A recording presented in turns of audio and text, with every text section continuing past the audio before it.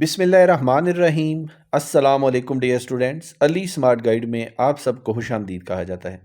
Current affairs point एक ऐसा YouTube channel है जिसमें वीकली और मंथली बेसिस पे पाकिस्तान और international current affairs regularly upload होते हैं। ये चैनल आपकी एफपीएससी या किसी भी सूबाई पब्लिक सर्विस कमीशन के इम्तहान में आने वाले करंट अफेयर्स सेक्शन की तैयारी के लिए अहम किरदार अदा करेगा। मुख्तलिफ इंटरव्यूज़ की तैयारी के लिए भी ये चैनल बहुत अहम है। इसमें पाकिस्तान की अहम पोस्ट पे मौजूद शख्सियात के बारे में मुकम्मल इंफॉर्मेटिव वीडियोस मौजूद हैं। इस चैनल का लिंक वीडियो डिस्क्रिप्शन में मौजूद है, आप ये चैनल विजिट कर सकते हैं। Each of the four persons can cross a bridge in a different time, namely 3, 7, 13 and 17 minutes. What is minimum time in which all four can cross the bridge if only two people cross at the same time? Question की statement में बताया गया है कि चार आदमी एक पुल को 3, 7, 13 और 17 मिनट्स में अलग अलग क्रॉस कर सकते हैं।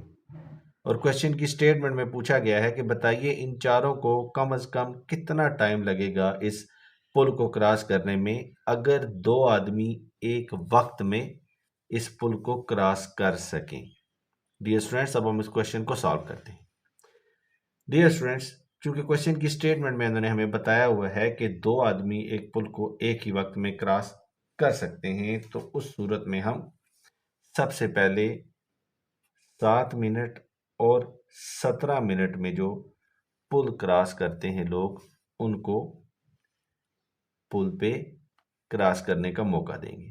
तो डियर स्टूडेंट्स, 7 मिनट गुजरने के बाद एक आदमी पुल क्रॉस कर जाएगा और दूसरा ये जो 17 मिनट वाला है, इसको पुल क्रॉस करने में बचेंगे 10 मिनट। अब हम इसके बाद 13 मिनट वाला आदमी पुल पे रवाना करेंगे और 10 मिनट के गुजरने के बाद दूसरा आदमी भी पुल क्रॉस कर जाएगा और ये 13 मिनट जिस आदमी को लगते हैं पुल क्रॉस करने में, उसको पुल क्रॉस करने में लगेंगे 3 मिनट। अब उसके बाद आखिर में हम 3 मिनट वाला बंदा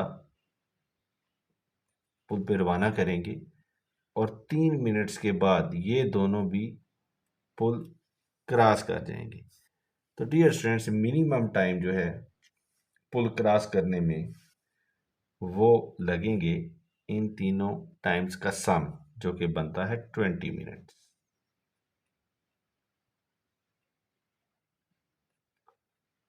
Ali runs for 480 meters at speed of 4 meters per second. He gets tired and rests for 10 minutes. He run again 300 meters at the speed of 5 meters per second and finishes the race. How many minutes did he take to finish the race? Question की statement में बताया गया है कि अली एक race में 480 metres का फासला 4 मीटर पर सेकंड की स्पीड से कवर करता है। उसके बाद वो थक जाता है और 10 मिनट की रेस्ट करता है। रेस्ट के बाद वो दोबारा 300 मीटर्स का फासला 5 मीटर पर सेकंड की स्पीड से कवर करता है और रेस को ख़त्म कर देता है। क्वेश्चन की स्टेटमेंट में पूछा गया है कि बताइए उसको ये पूरी रेस ख़त्म करने में कितना टाइम लगा। डियर स्टूडेंट्स, अब हम इस क्वेश्चन को सॉल्व करते हैं। डियर स्टूडेंट्स, हमें पता है कि स्पीड का जो फार्मूला होता है वो होता है distance is divided by time. अब यहाँ से हम टाइम कैलकुलेट करेंगे। टाइम हमें हासिल होगा distance is divided by speed. अब अली अपनी रेस का पहला हिस्सा 480 मीटर का फासला 4 मीटर पर सेकंड की रफ्तार से तय करता है, तो ये जो टाइम इस पे लगेगा वो होगा 120 सेकेंड। और जब हम 120 को 60 पे डिवाइड करेंगे तो हमें टाइम मिनट्स में हासिल होगा, ये होंगे 2 मिनट्स। इसी तरह रेस का जो दूसरा हिस्सा था उसके मुताबिक जो टाइम बनेगा वो होगा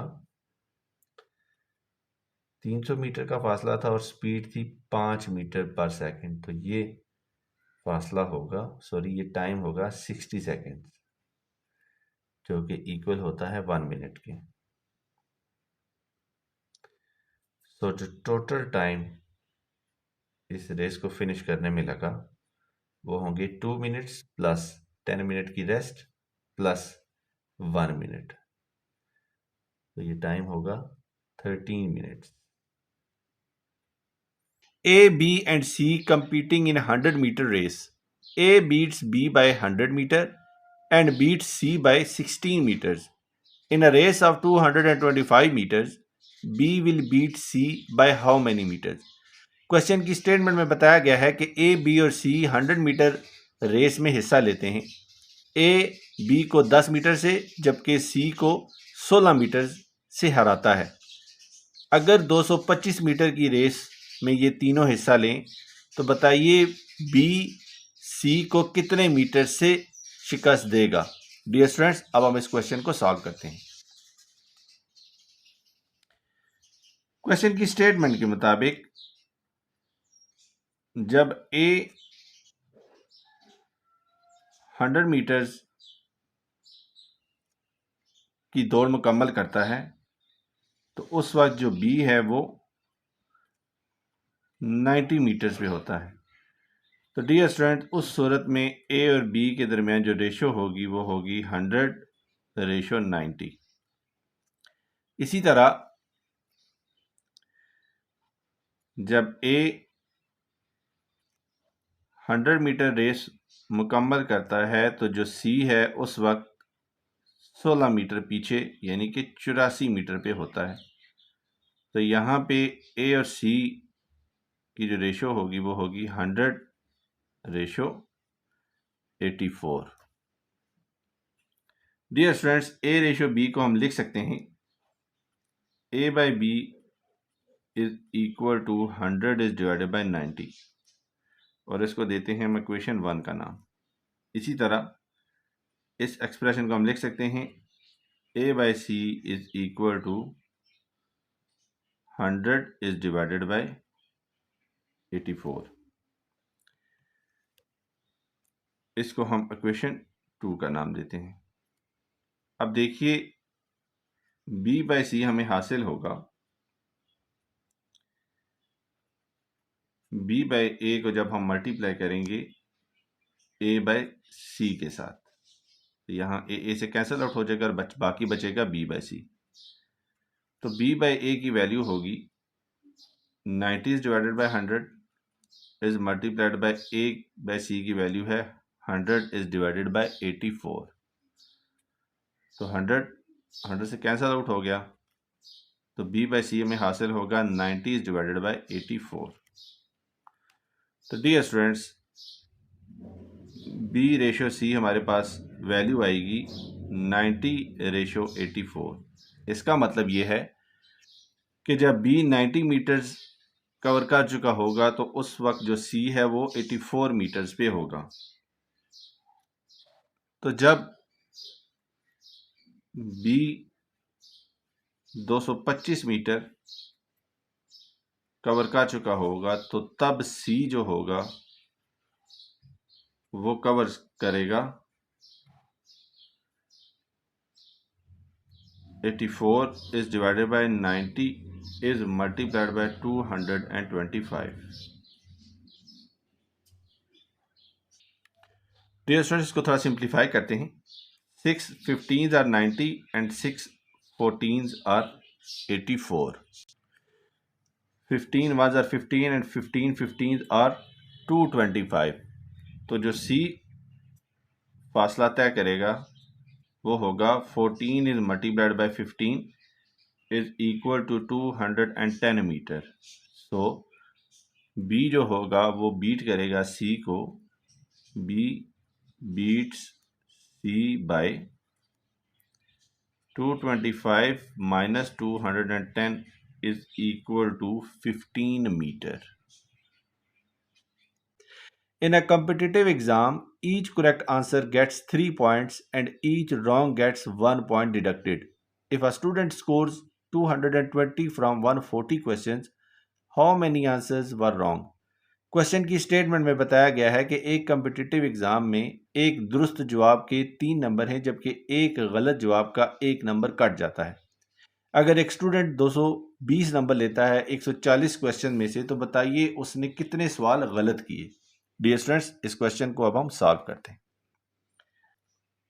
डियर स्टूडेंट्स, हम सपोज करते हैं कि जिन सवालों के जवाब दुरुस्त दिए गए हैं उनकी तादाद है x और जिन सवालों के जवाब गलत दिए गए हैं उनकी तादाद है y। अब क्वेश्चन की स्टेटमेंट के मुताबिक दुरुस्त और गलत टोटल सवाल जो हैं वो मिला के बनते हैं 140। अब स्टूडेंट जो नंबर हासिल किए हैं वो हैं 220। इसका मतलब ये है कि 3 नंबर जो दुरुस्त सवाल के थे 3 इंटू एक्स माइनस जो एक नंबर डिडक्ट होगा तो 1 इंटू वाई, टोटल मिला के बने हमारे पास 220 मार्क्स। अब डियर स्टूडेंट्स, अब हम इन दोनों इक्वेशंस को आपस में ऐड कर देते हैं। जब हम ऐड करेंगे तो हमें हासिल होगा 4x इज इक्वल टू 360। इसी तरह हमें वैल्यू हासिल होगी x is equal to 360 is divided by 4, तो x की वैल्यू हमें हासिल होगी 90। तो x plus y is equal to 140 है, तो यहाँ से हम y की वैल्यू कैलकुलेट कर लेंगे। y is equal to 140 minus x, 140 minus 90, तो y की जो वैल्यू हमें हासिल होगी वो होगी 50। तो डियर स्टूडेंट्स, इसका मतलब ये है कि स्टूडेंट ने पेपर में 50 सवाल गलत सॉल्व किए। In the total investment of ₹1 million, A's share is 20%, B's share is 40% of A's share. What is share of B? Question की स्टेटमेंट में बताया गया है कि 10 लाख रुपए की टोटल इन्वेस्टमेंट में ए का शेयर 20% है और बी का शेयर ए के शेयर का 40%। क्वेश्चन की स्टेटमेंट में पूछा गया है कि बताइए बी का शेयर क्या होगा। डियर स्टूडेंट्स, अब हम इस क्वेश्चन को सॉल्व करते हैं। स्टूडेंट्स, जो ए का शेयर होगा वो है 20% ऑफ 1 मिलियन। यह हमें हासिल होगा 20 इज मल्टीप्लाइड बाय 1 मिलियन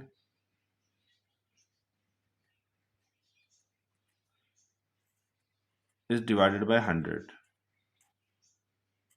तो सिंप्लीफिकेशन के बाद हमें जो वैल्यू हासिल होगी वो वैल्यू होगी 2 लाख।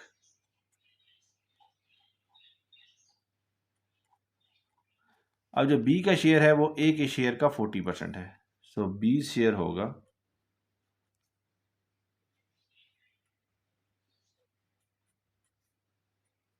40 मल्टीप्लाइड बाय 2 लाख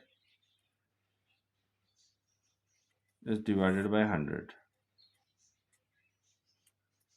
तो बी का शेयर बनेगा 80,000।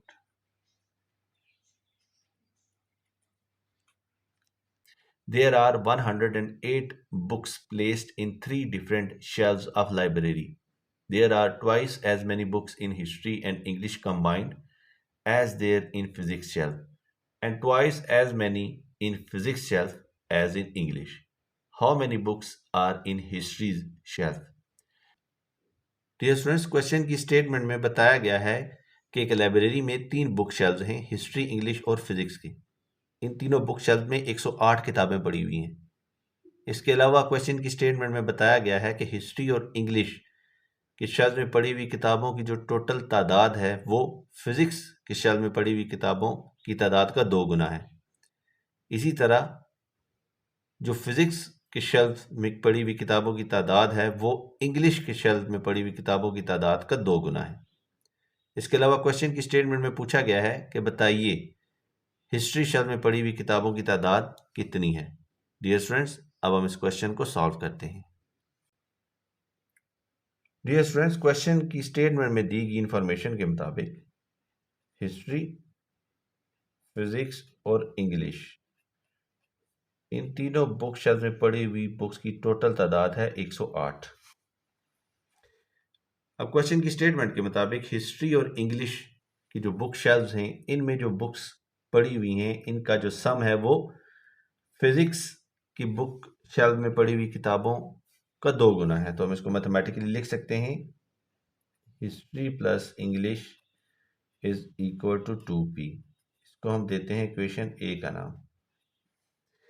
अब क्वेश्चन की स्टेटमेंट के मुताबिक फिजिक्स के बुक शेल्फ में जो किताबें हैं वो इंग्लिश की बुक शेल्फ में पड़ी हुई किताबों का 2 गुना है। तो इसको मैथमेटिकली हम लिख सकते हैं p is equal to 2e।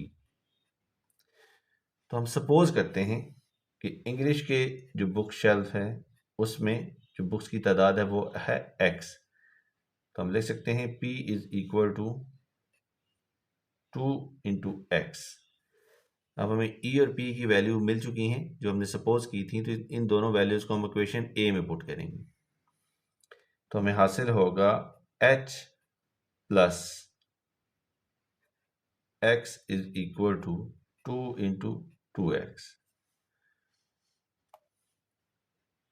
h is equal to 4x minus x is equal to 3x।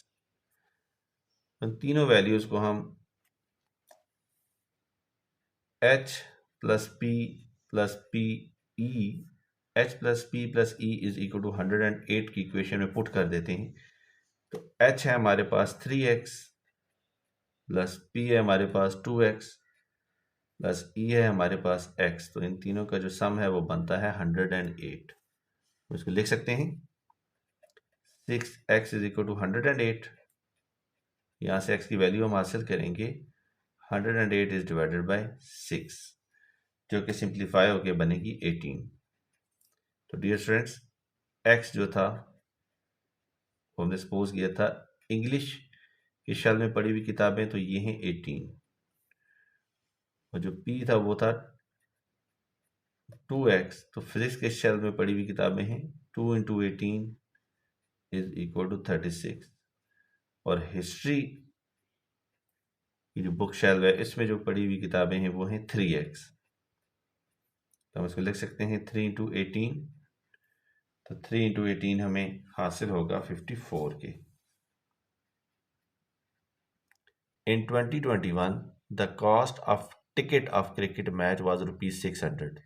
This was 20% more than the ticket cost in 2020. What was the cost of ticket in 2020?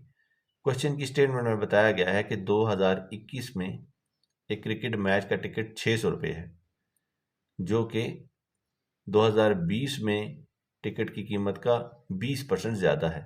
और question की statement में पूछा गया है कि बताइए 2020 में ticket की कीमत कितनी थी। डियर स्टूडेंट्स, अब हम इस क्वेश्चन को सॉल्व करते हैं। डियर स्टूडेंट्स, 20% ज़्यादा का मतलब होगा 120%। तो अगर 120% 600 हो तो 100% होगा 600 is divided by 120 is multiplied by 100। Simplify करते हैं, 12 ones are 12 and 12 50s are 600, 50 into 5s are 500। तो डियर स्टूडेंट्स, टिकट की कॉस्ट 500 रुपीज़ थी 2020 में। In a group of 26 students, 21 likes football and 14 students likes cricket. What is number of students who like both? Question की statement में बताया गया है कि 26 स्टूडेंट्स के ग्रुप में 21 स्टूडेंट्स फुटबॉल को लाइक करते हैं, जबकि 14 स्टूडेंट्स क्रिकेट को लाइक करते हैं। तो क्वेश्चन की स्टेटमेंट में पूछा गया है कि बताइए कितने स्टूडेंट्स इन दोनों स्पोर्ट को पसंद करते हैं। डियर स्टूडेंट्स, अब हम इस क्वेश्चन को सॉल्व करते हैं। डियर स्टूडेंट्स, मैथमेटिक्स का एक रूल होता है, ए यूनियन बी इक्वल होगा A plus B minus A intersection B के। तो ये रूल यहां पे हम अप्लाई करेंगे। फुटबॉल और क्रिकेट, ये होगा जो फुटबॉल को पसंद करते हैं स्टूडेंट्स प्लस जो क्रिकेट को पसंद करते हैं स्टूडेंट्स माइनस वो स्टूडेंट्स जो फुटबॉल और क्रिकेट दोनों को पसंद करते हैं। तो डियर स्टूडेंट्स, ये जो फुटबॉल यूनियन क्रिकेट लिखा हुआ है ये है टोटल स्टूडेंट्स। तो क्वेश्चन की स्टेटमेंट में टोटल स्टूडेंट्स है 26 इज इक्वल टू फुटबॉल को लाइक करने वाले हैं 21 प्लस क्रिकेट को लाइक करने वाले हैं 14 माइनस बोथ को लाइक करने वाले स्टूडेंट्स की तादाद हमें नहीं पता, तो हम इसको लिख सकते हैं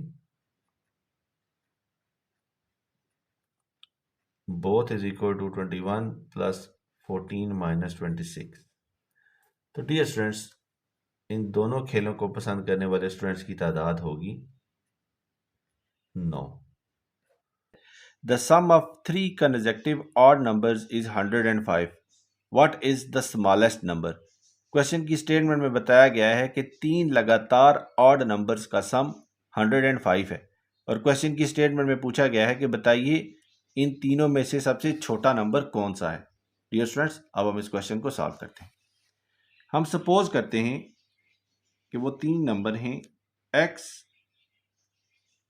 x प्लस 2 और x प्लस 4। क्वेश्चन की स्टेटमेंट के मुताबिक इन तीनों का जो सम है वो है 105। इस क्वेश्चन को फर्दर सॉल्व करते हैं। हमें हासिल होगा 3x plus 6 is equal to 105। So 3x is equal to 105 minus 6, 3x is equal to 99। यहाँ से मैक्स की वैल्यू हासिल होगी x is equal to 99 is divided by 3, तो x हमें हासिल होगा 33। तो डियर स्टूडेंट्स, वो तीनों कंसेक्टिव ऑड नंबर्स होंगे 33, 35 और 37 और इनमें से सबसे छोटा नंबर है 33। Two trains each of length 150 meters are running in opposite direction with the same speed. If they cross each other in 15 seconds, then what are speeds of those trains? Question की statement में बताया गया है कि दो ट्रेनें जिनकी length equal है 150 मीटर, वो सेम स्पीड के साथ एक दूसरे के मुखालिफ सिमत में जा रही हैं।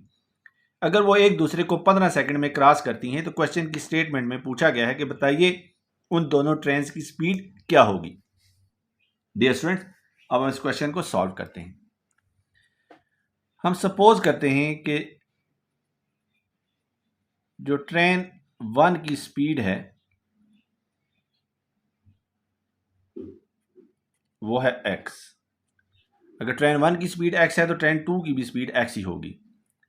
अब वो ट्रेनें एक दूसरे के मुखालिफ डायरेक्शन में मूव कर रही हैं, तो रिलेटिव स्पीड जो होगी, रिलेटिव स्पीड वो होगी इन दोनों ट्रेन की स्पीड का सम, यानी कि x plus x is equal to 2x। अब ट्रेन की जो लेंथ है वो है 150 प्लस 150, क्योंकि दोनों ट्रेन जो हैं वो सेम लेंथ की हैं, इज इक्वल टू 300 मीटर। अब डियर स्टूडेंट, स्पीड का जो फार्मूला होता है वो होता है distance is divided by time.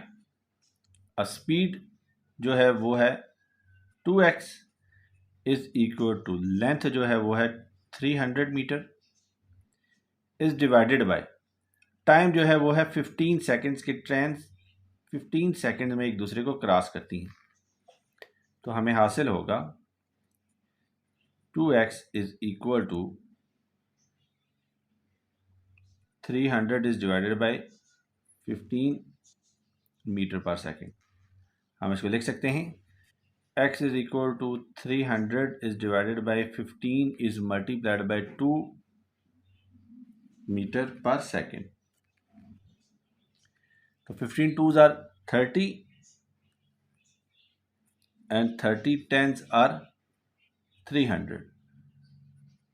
x हमें हासिल होगा 10 मीटर पर सेकेंड। अब डियर स्टूडेंट्स, अगर हम इस मीटर पर सेकेंड को किलोमीटर पर आवर में कन्वर्ट करना चाहें तो हम सिंपली 10 को मल्टीप्लाई करेंगे 18 इज डिवाइडेड बाय 5 से। तो ये किलोमीटर पर आवर की स्पीड हमें हासिल हो जाएगी। तो 5 1 ज़ार 5, 5 2 ज़ार 10, तो x हमें हासिल होगा 18 2 ज़ार 36 किलोमीटर पर आवर। चूँकि दोनों ट्रेनों की स्पीड सेम है तो दोनों ट्रेनें 36 किलोमीटर पर आवर की स्पीड से सफ़र कर रही हैं। A train 140 metre long is travelling at 144 kilometre per hour. It crosses under a wide bridge of 20 meter. How much time in seconds will be taken by train to cross the bridge? Question की statement में बताया गया है कि एक 140 metre लंबी train जिसकी speed 144 kilometre पर आ रहा है वो एक 20 मीटर चौड़े ब्रिज के नीचे से गुजरती है। और क्वेश्चन की स्टेटमेंट में पूछा गया है कि बताइए ट्रेन को उस 20 मीटर के ब्रिज के नीचे से गुजरने में कितने सेकंड लगेंगे। डियर स्टूडेंट्स, अब हम इस क्वेश्चन को सॉल्व करते हैं। डियर स्टूडेंट्स, क्वेश्चन की स्टेटमेंट के मुताबिक जो ट्रेन की स्पीड है वो है 144 किलोमीटर पर आवर। अब हम इस स्पीड को मीटर पर सेकंड में कन्वर्ट करेंगे। तो इसके लिए हम 144 को मल्टीप्लाई करेंगे 5 से और डिवाइड करेंगे 18 से, तो स्पीड हमें मीटर पर सेकंड हासिल होगी। इसको थोड़ा सिंप्लीफाई करते हैं। 18 1s are 18 and 18 8s are 144 and 8 into 5s are 40 metre पर सेकेंड। ये थी ट्रेन की स्पीड। अब डियर स्टूडेंट्स, ट्रेन ने जो डिस्टेंस तय करना है वो है ट्रेन की अपनी लेंथ 140 प्लस ब्रिज की विड्थ 20, तो ये हमें हासिल होगा 160 मीटर। डियर स्टूडेंट्स, स्पीड का फार्मूला होता है distance is divided by time. अब यहाँ से हम टाइम कैलकुलेट कर सकते हैं। Time is equal to distance is divided by speed. अब यहाँ पे हम वैल्यूज पुट करेंगे। So t is equal to distance है 160 metre is divided by train की स्पीड है 40 मीटर पर सेकेंड। सो हम इसको लिख सकते हैं 160 is divided by 40 is multiplied by metre is multiplied by second is divided by metre. m 1s are 1 and 40 1s are 40 and 40 4s are 160। सो हमें जो टाइम हासिल होगा वो होगा 4 सेकेंड। डियर स्टूडेंट्स, इस क्वेश्चन को हम सॉल्व करते हैं। क्वेश्चन की स्टेटमेंट में जो इंफॉर्मेशन दी गई है उसके मुताबिक हम गिव को लिख सकते हैं 5 1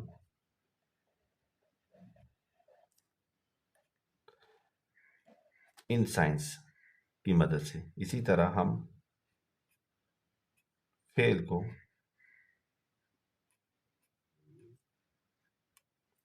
लिख सकते हैं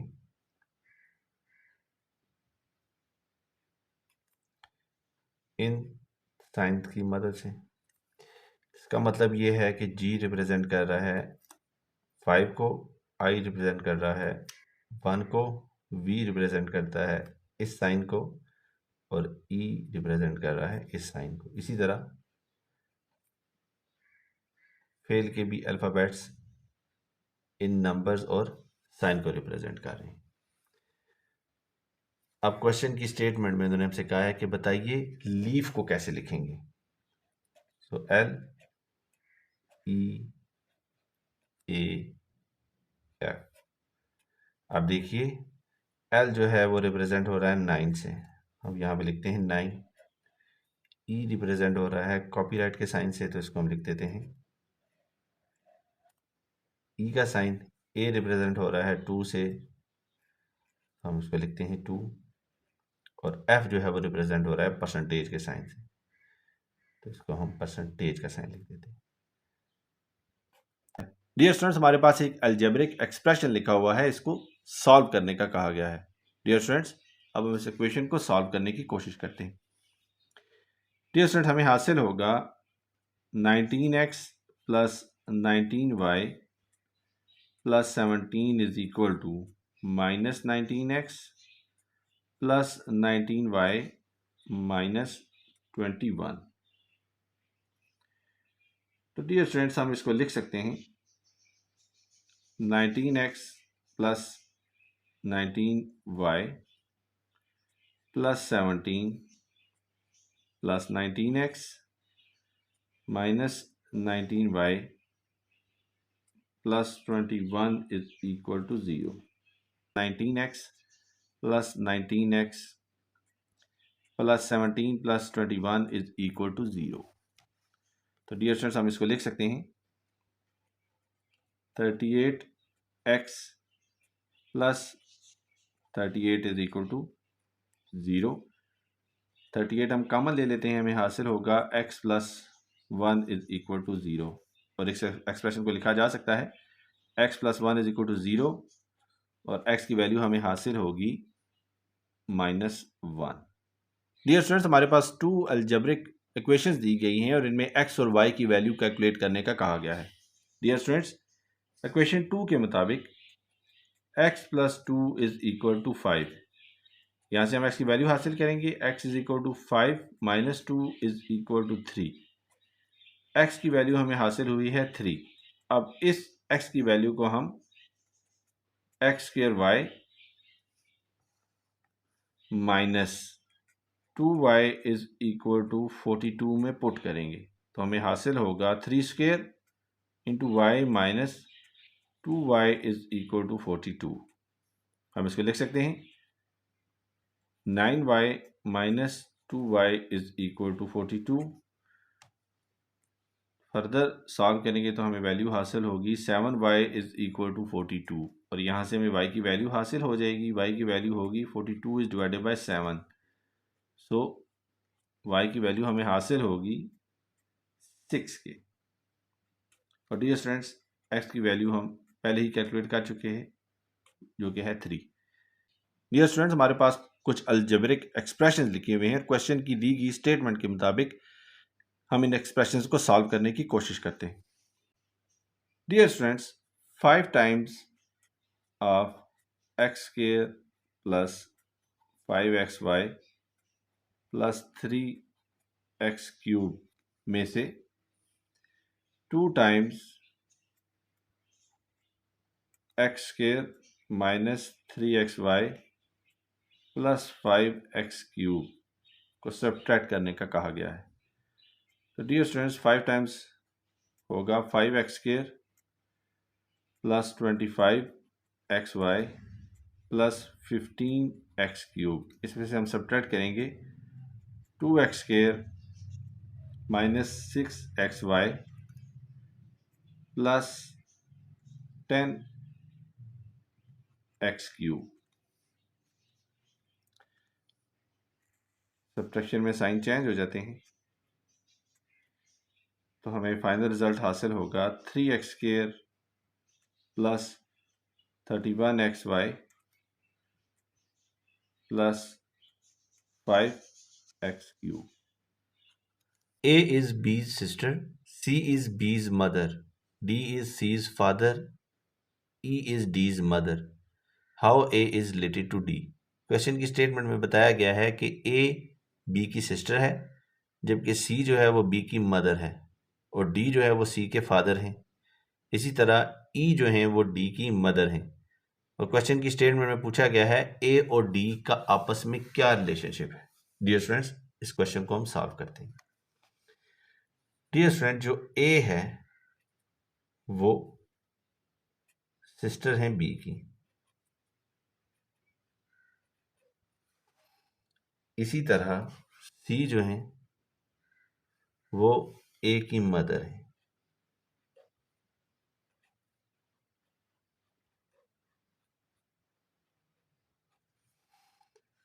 अब जो D हैं वो C यानी कि A की मदर के फादर हैं।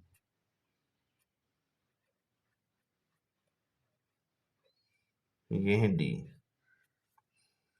और जो E हैं वो मदर हैं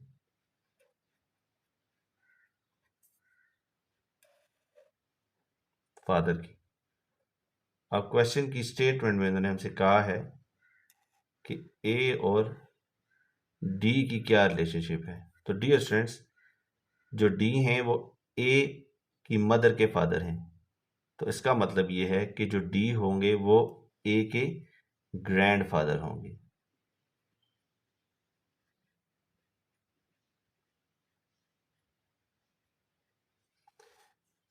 The sum of the ages of 6 children born at the interval of 2 years is 60 years. What is the age of youngest child? Question की स्टेटमेंट में बताया गया है कि 6 बच्चों की उम्रों का मजमूआ 60 साल है। ये बच्चे 2 साल के इंटरवल में पैदा हुए और क्वेश्चन की स्टेटमेंट में पूछा गया है कि बताइए सबसे छोटे बच्चे की उम्र क्या है। डियर स्टूडेंट्स, अब हम इस क्वेश्चन को सॉल्व करते हैं। डियर स्टूडेंट्स, हम सपोज करते हैं कि 6 बच्चे जिनकी उम्रों में 2-2 साल का फर्क है, उनकी एजेस हैं x, x plus 2, x plus 4, x plus 6, x plus 8 और x प्लस 10। अब क्वेश्चन की स्टेटमेंट के मुताबिक उनकी एजेस का जो सम है वो है 60 ईयर्स। हम इसको लिख सकते हैं x plus 2 plus x plus 4 plus x plus 6 plus x plus 8 plus x plus 10 is equal to 60। तो हमें जो वैल्यू हासिल होगी वो होगी 6x plus 30 is equal to 60। हम इसको लिख सकते हैं 6x is equal to 60 minus 30। तो हमें हासिल होगा 6x इज इक्वल टू 30 और यहाँ से हम x की वैल्यू कैलकुलेट कर लेंगे। x की वैल्यू हमें हासिल होगी 30 is divided by 6, so x is equal to 5 years और यही सबसे छोटे बच्चे की एज है। The average of 20 numbers is 0. At most, how many numbers may be greater than 0? Question की स्टेटमेंट में बताया गया है कि 20 नंबर की एवरेज 0 है और क्वेश्चन की स्टेटमेंट में पूछा गया है कि बताइए ज़्यादा से ज़्यादा कितने नंबर्स 0 से ग्रेटर होंगे, यानी कि पॉजिटिव होंगे। तो डियर स्टूडेंट्स, एक बात याद रखिएगा, एवरेज के लिए हमें सम ऑफ नंबर्स हासिल होना ज़रूरी है। सम ऑफ नंबर्स, एवरेज तभी 0 होगी जब सम ऑफ नंबर्स जो है वो 0 होगा। और अगर हमारे पास 20 नंबर्स हैं और 20 में से 19 नंबर जो हैं वो पॉजिटिव हैं, 19 नंबर जो हैं वो पॉजिटिव हैं, मैक्सिमम की बात कर रहा हूँ, और एक नंबर जो है वो इतना बड़ा है नेगेटिव में कि अगर इन 19 पॉजिटिव नंबर्स को हम ऐड करें तो जो नंबर हासिल हो वो जो अकेला नंबर नेगेटिव हो उस सम के बराबर हो। मिसाल के तौर पर फर्ज करें 19 नंबर्स जो हैं उनका जो सम है वो हो 50 और एक अकेला नंबर -50 हो तो तब भी सम जो होगा वो 0 हो जाएगा। तो डियर स्टूडेंट, इसका मतलब ये है कि 20 नंबर में से ज़्यादा 19 नंबर अगर पॉजिटिव हों, ग्रेटर देन 0 हों, तो तब भी एवरेज 0 होगी। If a train runs 80 kilometre per our, how many kilometres will it cover in 8 hours? Question की स्टेटमेंट में बताया गया है कि अगर एक ट्रेन 1 घंटे में 80 किलोमीटर का फासला तय करती है तो बताइए 8 घंटों में वो कितने किलोमीटर का फासला तय करेगी। तो डियर स्टूडेंट्स, इसका सिंपली आंसर है 80 is multiplied by 8 is equal to 640 kilometer. If radius of a circle increases 4 times, then its area increases. Question की स्टेटमेंट में बताया गया है कि अगर किसी सर्कल का रेडियस 4 गुना बढ़ जाए तो बताइए उसके एरिया में कितना फर्क पड़ेगा। डियर स्टूडेंट्स, हम सपोज करते हैं कि फर्ज करें जो सर्कल का रेडियस था वो था 10। एरिया का फार्मूला होता है area is equal to pi r square. यहाँ वैल्यू पुट करते हैं तो हमें हासिल होगा पाई इंटू 10 का स्क्वायर, तो इसको लिखेंगे 100 पाई। अब जो एरिया है सर्कल का उस पर क्या फ़र्क पड़ेगा अगर रेडियस 4 गुना बढ़ जाए, यानी कि रेडियस जो है वो 10 is multiplied by 4 is equal to 40 हो जाए। उस सूरत में एरिया का जो फार्मूला होगा वो तो रहेगा सेम पाई आर स्क्वायर। यहाँ पे हम वैल्यू पुट करते हैं तो यह जगह पाई इंटू 40 का स्क्वायर, तो हम उसको लिख सकते हैं 1600 पाई। तो डियर स्टूडेंट्स, यहाँ से साफ नज़र आ रहा है कि जो एरिया है उसमें 16 टाइम्स इजाफा हुआ है। डियर स्टूडेंट्स, इस क्वेश्चन को हम सॉल्व करते हैं। डियर स्टूडेंट्स, हमारे पास ये जो एक्सप्रेशन है इसमें से हम x प्लस वाई कॉमन ले लेते हैं, तो हमारे पास जो वैल्यू बचेगी वो होगी a plus 3b minus a plus 2b। लिख सकते हैं x plus y into a plus 3b minus a minus 2b। A से कट जाएगा तो हमें हासिल होगा x plus y into 3b minus 2b, तो हमारे पास बचेगा b। A man sold his bike for rupees 24,000 and earned 20% profit. What was original price of the bike? Question की स्टेटमेंट में बताया गया है कि एक आदमी ने अपना बाइक 24,000 रुपये में बेचा और उसमें उसको 20% मुनाफा हासिल हुआ। क्वेश्चन की स्टेटमेंट में पूछा गया है कि बताइए बाइक की ओरिजिनल प्राइस क्या थी। तो डियर स्टूडेंट्स, हम सपोज करते हैं कि बाइक की जो ओरिजिनल प्राइस थी वो थी 100%। तो dear students, original price 100% plus जो उसको 20% मुनाफा हुआ, ये टोटल मिला के बना 24,000। तो डियर स्टूडेंट, इसका मतलब ये है कि 120% जो था वो था 24,000।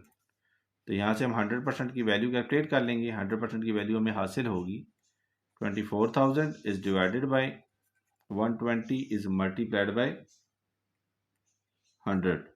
So 120 ones are 120 and 120 into 200 are 24,000।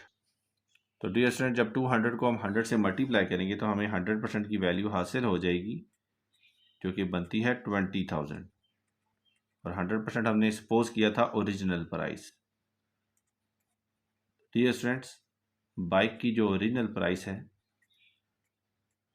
वो है 20,000। दुआ में याद रखिएगा। अल्लाह हाफिज़। अस्सलाम वालेकुम।